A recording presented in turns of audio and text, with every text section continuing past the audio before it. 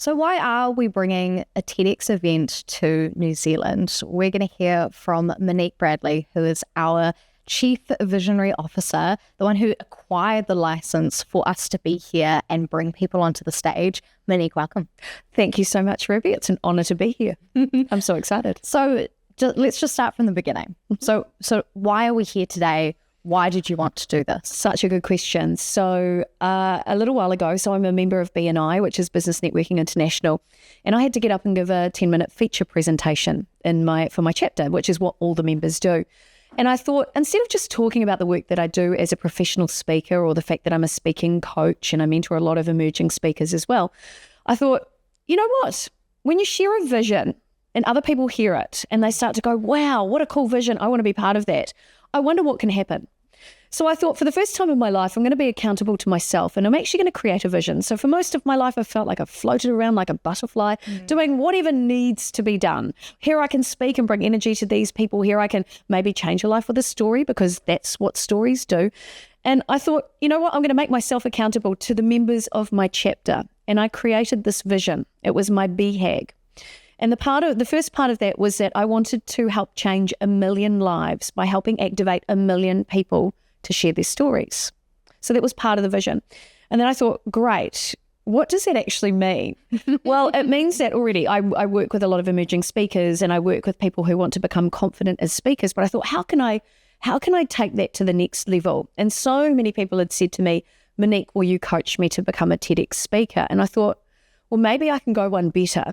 Maybe if I work with TED to acquire a license, then rather than just coaching people, which is something I've loved and I've done for 25 years, maybe I can provide a platform for emerging speakers, for anybody who's got an idea worth sharing or has a story that could change someone's life.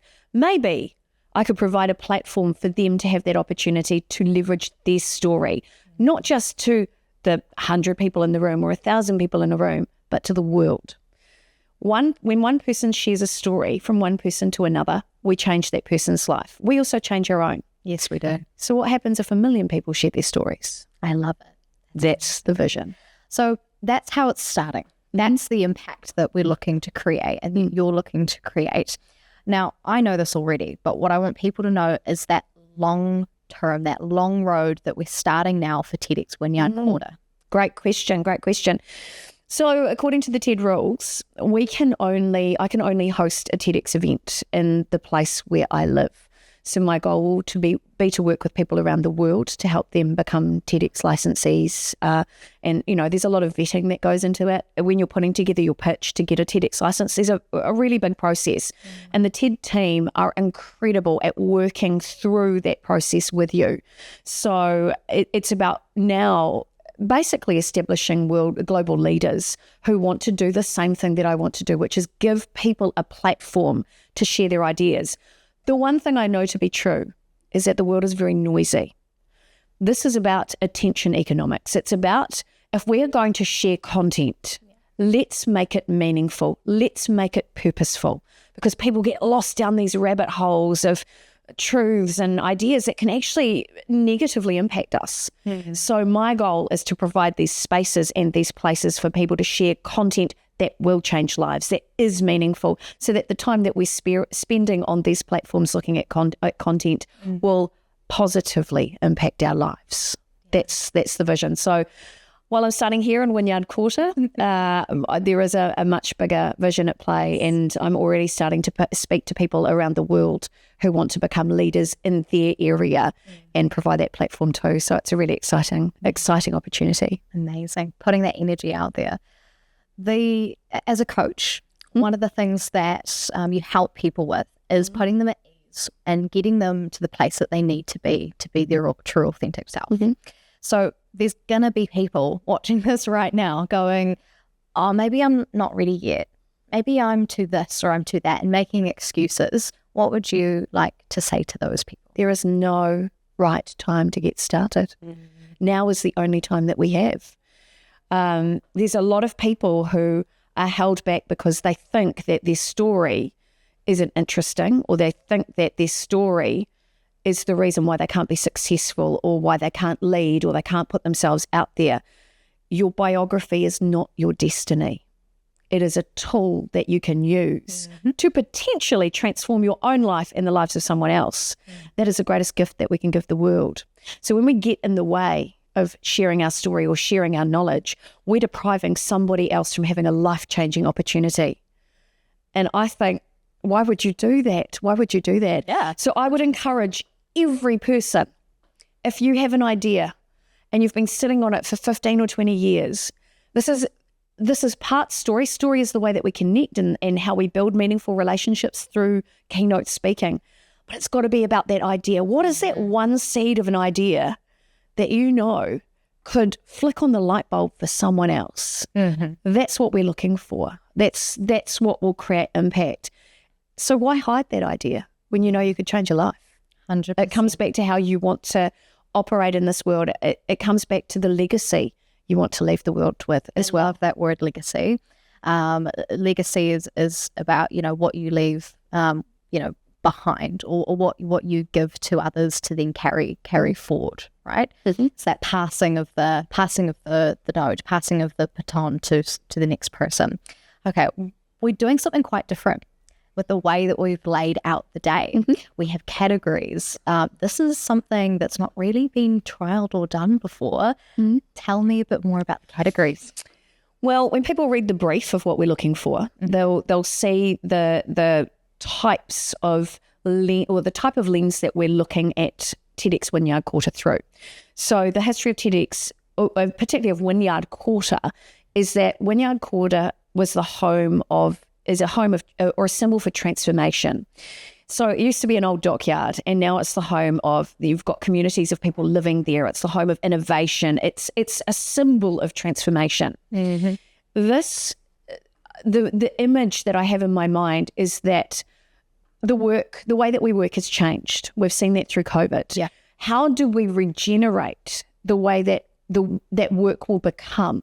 What is the new face of a working environment? What does it take to be productive and profitable and ethical all at the same time? So there are different subcategories under our main kaupapa that people can look into. So it might be looking at the power of people and community and networking. It might be looking at our footprint. What is our footprint globally? What is the Indigenous wisdom we can bring into the workplace? What does the new work paradigm look like? But most importantly, what I'm looking for with submissions is where innovation meets humanism. How do we, especially in this age of AI, how do we protect our people? Because they are actually our greatest asset. Don't get me wrong, I love AI. I use it. I recommend it to everybody. Yeah. But people are terrified of that. We can't be afraid of innovation anymore. We have to empower people. So everything that we're doing through this, and again, when people read the brief of what we're looking for, you'll see these categories of topics. And your goal, if for anybody who is listening or watching and they want to submit, your goal is to not just come in and pitch your keynote. We're not looking for that. There's a million great keynote speakers out there. What we're looking for is new thoughts and new ideas that align with the kaupapa. Yeah. So I want people to get creative. And you know what? If you are using AI to come up with some ideas, keep asking AI, let's go deeper. Let's go deeper. Let's go deeper. And see where you end up. That's the idea worth spreading. Exactly. Well, it takes a human to prompt AI for AI to do its job. 100%. And we all know garbage in, garbage out. That's so the way. be mindful of what you put into AI and you'll get a better result. Exactly. Yeah. That's But also we want human heart. We want Indigenous stories. We want diversity. We want this full range of what it means to show up in the workplace. Well, we know firsthand Auckland was decimated. Central Auckland was decimated through COVID. Yeah. And it's struggling right now. So what can we do to rebuild our city? Because I believe if we get that model right and we get some fresh thinking on board, we start to activate change. It's a ripple effect. People pick up on these ideas and soon we're regenerating our city. What impact will that have on the rest of the world? That's it. Well, we're this small, tiny island, But what's come out of this island has made waves, ripples internationally. And it's time that we acknowledge that. And it's time that we bring it back after COVID. And that's what we're all about. Let's talk a bit about who Monique Bradley is and how you got started and what you're doing at the moment. Such a good question. Thank you, Ruby. I started training as a speaker when I was 8 years old, and I was put into performing arts, so speaking and acting. I trained with, my trainer was actually the main vocal coach for all the radio announcers in Wellington. I have a family who came from broadcasting and theatre, and so speaking was really something I understood. I learnt very quickly it was a superpower. So like most kids, I got quite badly bullied, but the louder and more confident I became, the less the bullies could touch me. So I learnt the power of speaking. Did a degree in theatre and film at Victoria University, went on to study at TVNZ in film and television production, knew I always wanted to be in this industry. I've worked on films, I've worked on television shows, I've been a magician. I built and ran my own performing arts school, so I've done all that, and everything I've done has come back to storytelling. So working in TV shopping as a presenter is about storytelling, working in sales is about storytelling, being a leader is about storytelling. All of those things are acts of influence. Keynote speaking is also an act of influence. Therefore, being a speaker is an act of leadership. And so that's why I'm so passionate about this as a platform for people to demonstrate their leadership, their rangatiratanga, to demonstrate who they are and their ideas, because that's how we create change. That's how we guide the waka. From all of that stuff, that's led me to...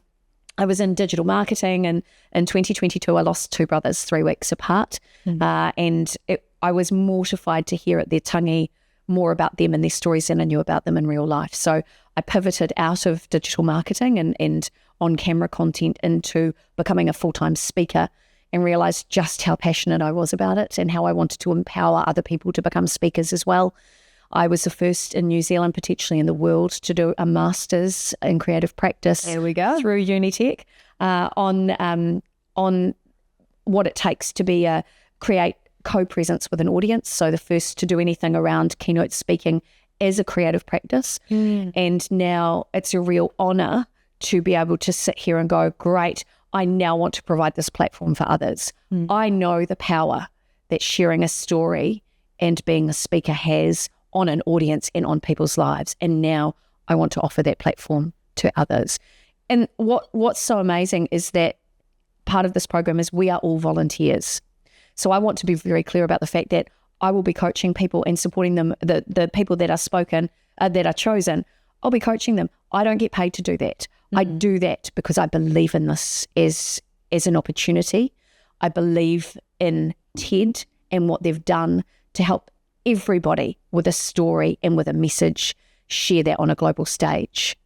And so I think it's the greatest gift we can give the world. Absolutely. Talking is a skill. You've got to build, you've got to work on it. And telling a story is not always easy. It's not something you're necessarily born knowing how to do.